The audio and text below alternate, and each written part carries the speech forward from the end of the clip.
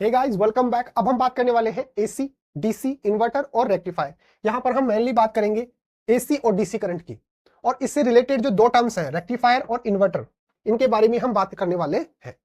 तो सबसे पहले बात करते हैं कि अल्टरनेटिव करंट यानी कि एसी क्या होता है। ऐसा करंट, ऐसी इलेक्ट्रिसिटी जो टाइम के साथ जो है अपनी डायरेक्शन को चेंज करती है, उसको बोला जाता है अल्टरनेटिव करंट। नाम से ही पता चल रहा है अल्टरनेटिव। एक बार क्या करती है, जैसे मान लो इसकी डायरेक्शन ये है तो इसकी डायरेक्शन बाद में ये हो जाएगी। इस तरीके से ये फ्लो करती है, चलती है, मतलब आगे प्रोसीड होती है, इस तरीके से चलती है।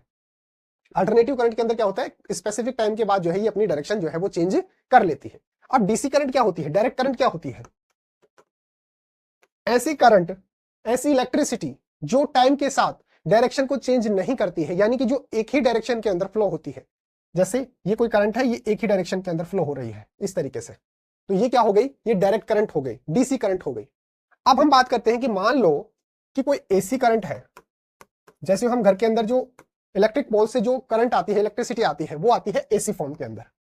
इसको अगर हमारे को डीसी के अंदर कन्वर्ट करना है, क्यों करना है? क्योंकि कई डिवाइसेस ऐसी होती हैं वो डीसी करंट पे चलती है। अगर उसको हमारे को एसी से डीसी के अंदर कन्वर्ट करना है तो हम उसके लिए यूज करते हैं रेक्टिफायर। तो रेक्टिफायर क्या काम आता है? एसी करंट को डीसी के अंदर कन्वर्ट करने के लिए जो डिवाइस यूज होती है उसको बोला जाता है रेक्टिफायर। ठीक है। फिर दूसरी बात आती है इन्वर्टर की। इन्वर्टर में क्या होता है कि डीसी करंट जो होता है, डायरेक्ट करंट जो होता है, अगर उसको हमारे को एसी के अंदर कन्वर्ट करना है, डीसी करंट को एसी करंट के अंदर अगर कन्वर्ट करना है तो इसके लिए हम जो डिवाइस यूज करते हैं उसको बोलते हैं इन्वर्टर। इन्वर्टर को कैसे समझ सकते हैं? जैसे मान लो कि आपने घर के अंदर इन्वर्टर लगा रखा है। अब उसके अंदर क्या होता है, एसी करंट को वो लेता है और बैटरी के अंदर सेव कर लेता है। बैटरी के अंदर कौन सी करंट होती है? डीसी करंट होती है। डीसी करंट होती है। अब जब हमारे को इलेक्ट्रिसिटी चली गई, लाइट चली गई, फिर हमारे को इलेक्ट्रिसिटी चाहिए, तो हमारे जितने भी डिवाइसेज हैं, जैसे ये बोर्ड है, ये किस पे चलेगा? एसी पे चलेगा। जो अल्टरनेटिव करंट है उस पे चलेगा। तो हमारे को किसके अंदर चाहिए? एसी के अंदर चाहिए। हमारे को डीसी को किस में कन्वर्ट करना है? एसी के अंदर कन्वर्ट करना है। उसके लिए हम घर के अंदर क्या लगा के रखते हैं? इन्वर्टर लगा के रखते हैं। इन्वर्टर क्या काम करता है? जो बैटरी के अंदर हमने जो इलेक्ट्रिसिटी स्टोर की है वो डीसी फॉर्म के अंदर है, हमारे को चाहिए किसके अंदर? एसी के अंदर चाहिए, अल्टरनेटिव करंट के अंदर चाहिए। तो ये क्या करता है, उसको चेंज कर देता है, डीसी करंट को एसी करंट के अंदर जो है वो कन्वर्ट कर देता है और हम उसको यूज कर लेते हैं।